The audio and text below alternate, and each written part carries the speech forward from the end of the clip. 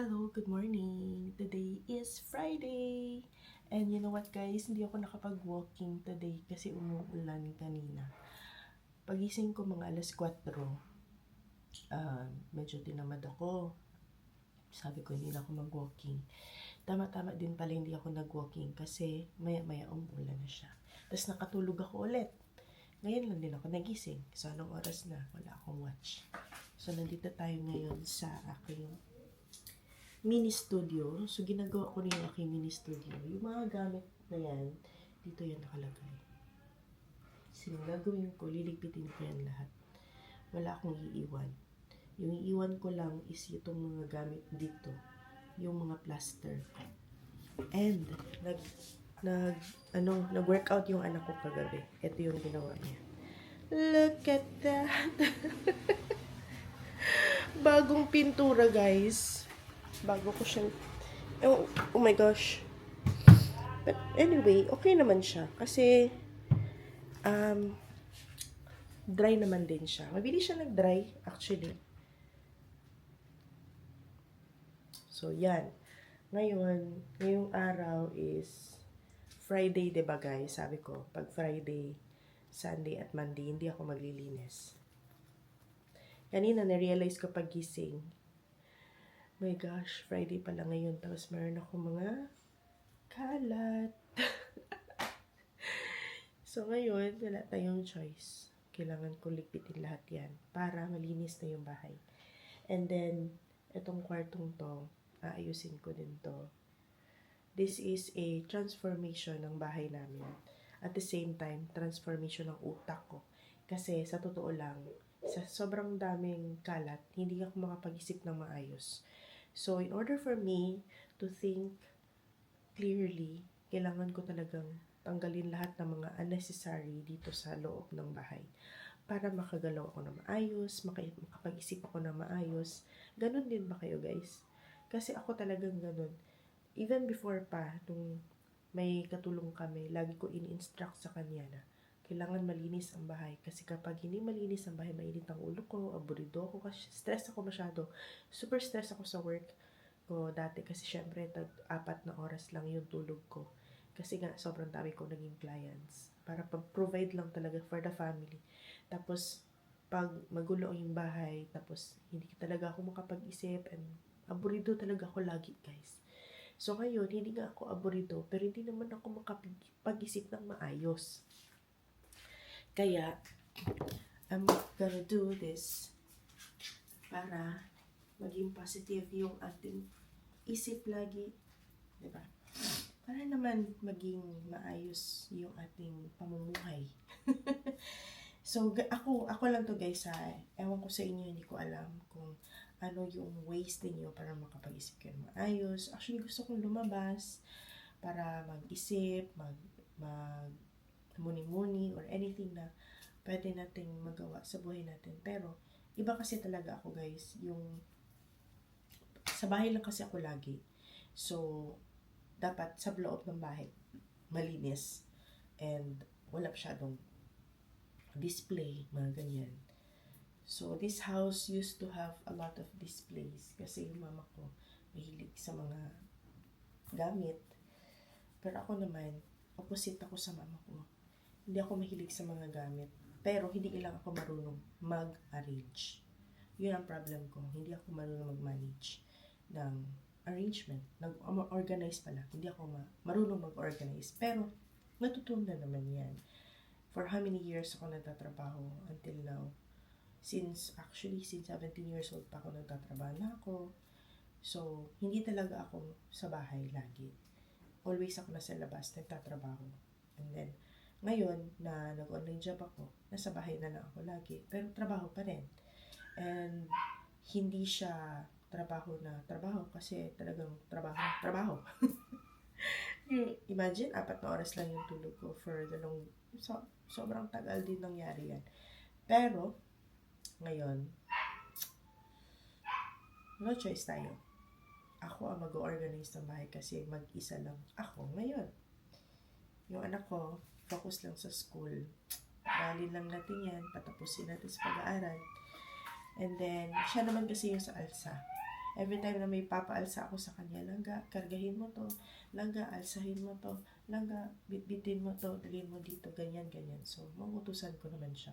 Pero pag sa gawaing bahay, hindi ko lang siya mautusan. Pag mga ganyan. So, mami, ang gagawa. Okay, so anyway, freshen up lang muna ako. And then, magluto ng breakfast, magkape, and then, maglinis na. So, wala akong work ngayon. Wait lang, check ko pala if may work tayo. Kasi yung plano ko sa gabi ko na siya gawin.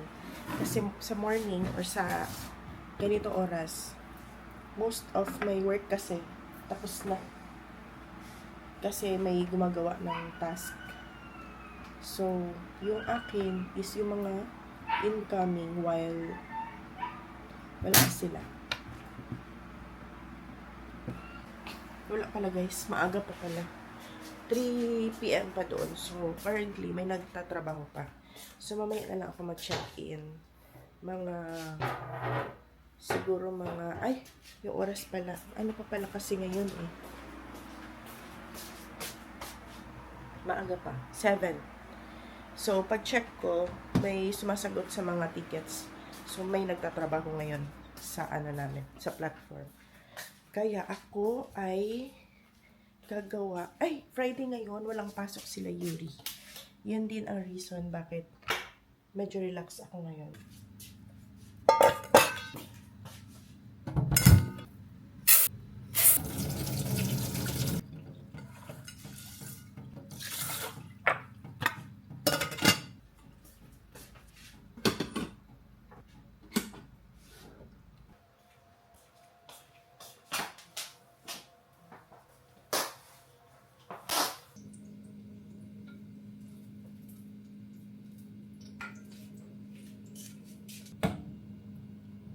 So guys, yung food ni Yuri, piniprepare ko ngayon. Doon na lang siya sa kwarto kakain. Since yung lamesa namin is puno ng gamit. Hindi siya makakain ito sa lamesa. Ngayon, araw, matatapos ko na yan. Ayusin lahat. So ito yung ulam ni Yuri. 2 egg. Boiled egg. Request niya to. Tsaka hotdog. Dadali natin sa kwarto niya. Hotdog and 2 eggs. 2 hotdog and 2 itlog. Hatid ko na.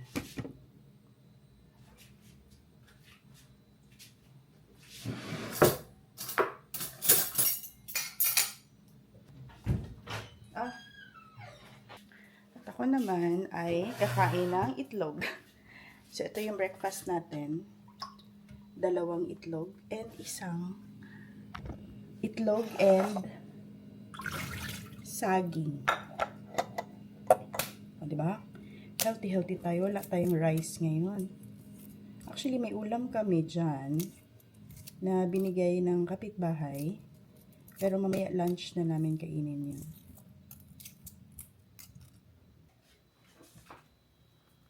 Mahilig naman ako sa saging. So, yan na lang. Someone's calling. Let's eat, everyone! So, ngayon ay, nag-iisa lang ako dito. Tingnan nyo yung gamit dito sa lamesa. Oh, puno. Walang paglalagyan. So, dito na lang tayo. Let's eat. Thank you, Lord. Amen. Asin para sa itlog.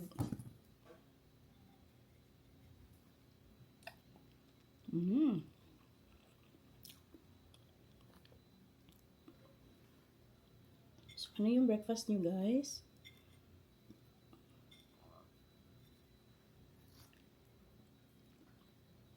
Pero feel ko talaga magkanin. Kanin pa rin. Kanin is life talaga, guys. Ba? Ewan ko. Kulang talaga. Hindi pwede walang kanin. Hindi ko pala, sa isip lang pala yun, guys, na no rice ako. So, Sa isip lang yun, wala sa gawa. Iba pa rin pag may kanin. Gabi na to.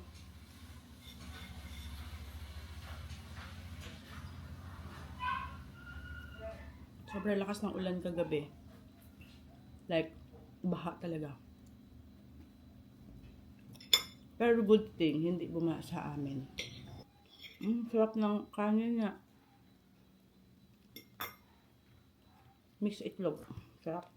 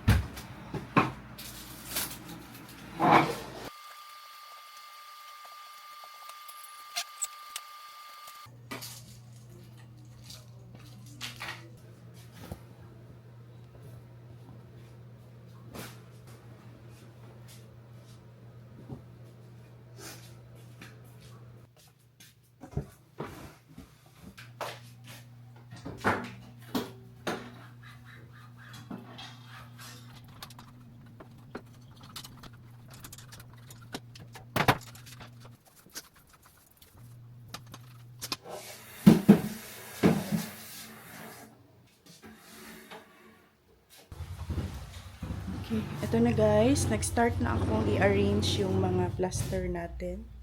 Ganyan na yung mga itsura nila. Yan na. Meron pa tayo dito sa kwarto. Andyan ang pwedeng ibenta at saka saan yung pwedeng hindi yung dapat hindi ibenta. Kasi may mga ganito kasing hindi maganda yung pagkagawa. Kasi some of it kasi mga experimental ko lang din kasi yun. Like for example, this one experimental lang ito siya.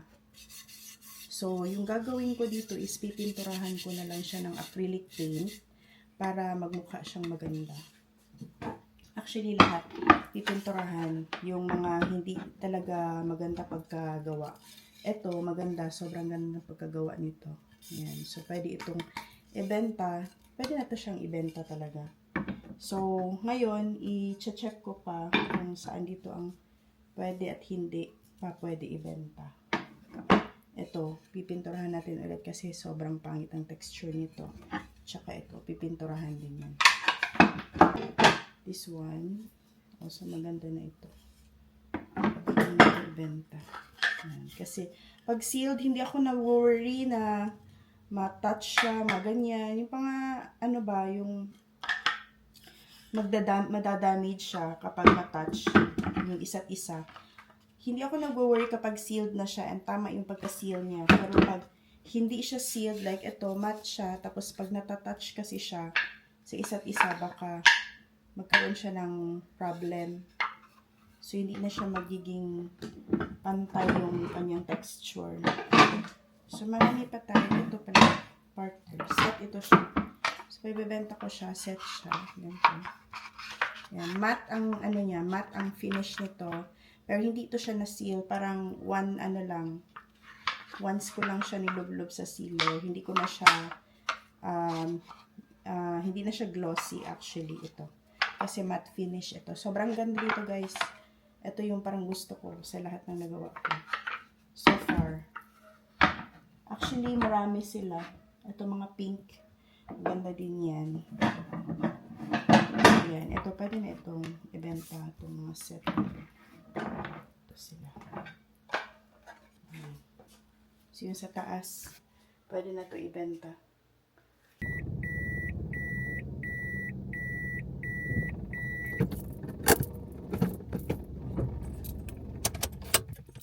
Hi guys, kakauwi ko lang. Hinatid ko si Yuri sa barkada niya. So ngayon tuloy ko na itong ating ginagawa. So ito, ligpitin ko lang muna ito. Medyo marami-rami na rin ako nagawa guys. Hindi pa talaga ako tapos. Sobrang dami nitong ano natin. Kasi bukas, gusto ko na lang mag-relax na lang ako bukas.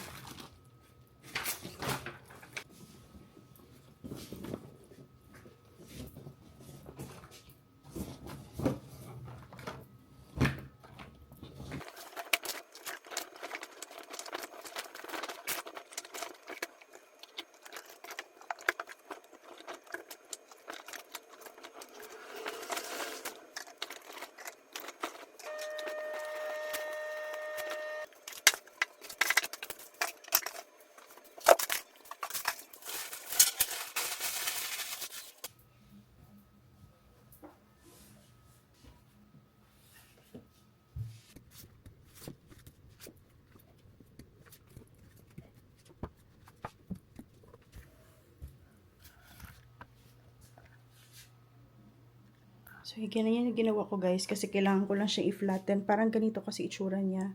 So, lagyan siya ng something dito para mag-flat siya. Para flat yung surface niya. So, yan muna ang ginawa ko for now. Tapos, magdagdag tayo ng isa pa para sa dulo. Ayan. Ito. Para mag-flatten. Dito din palalagyan natin. Yeah.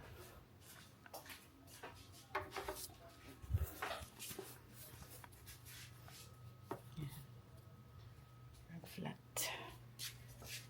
Flat yung surface.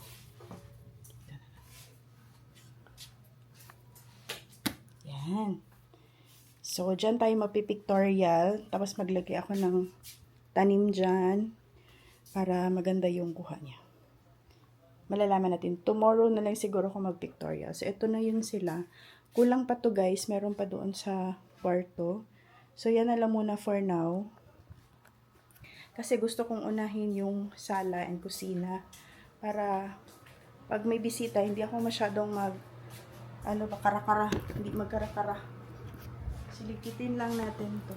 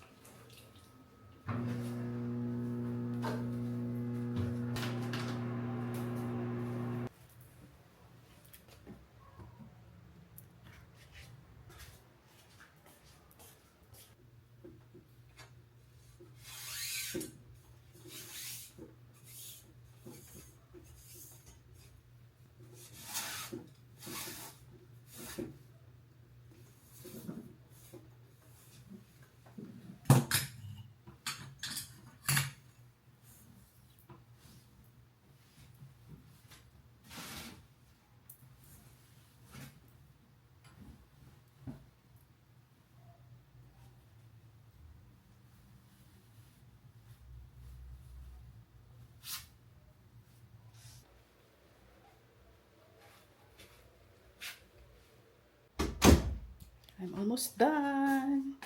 Hindi pa ako tapos. Meron pa akong mga liligpitin. Pero tapos na tayo sa sala. Ito, lilipat ko dyan sa katabi ng mga sapatos. Tapos, ang kitchen natin, ayan, medyo malinis na. Nawala na yung mga anik-anik dito. Tanggalin na lang natin yung iba. And then, ngayon naman ay ako'y magpapahinga muna sandali. Tapos ligo. Ano na guys, 8:80 na. And putol-putol yung aking trabaho dito sa bahay kasi nagpapahinga ako in between. Ganun. Anyway, so yun lang ang aking vlog today guys. Bukas ulit, update ko na naman kayo sa mga linis-linis natin. Thank you so much for watching. Please like, comment, and subscribe. Bye! Happy Friday!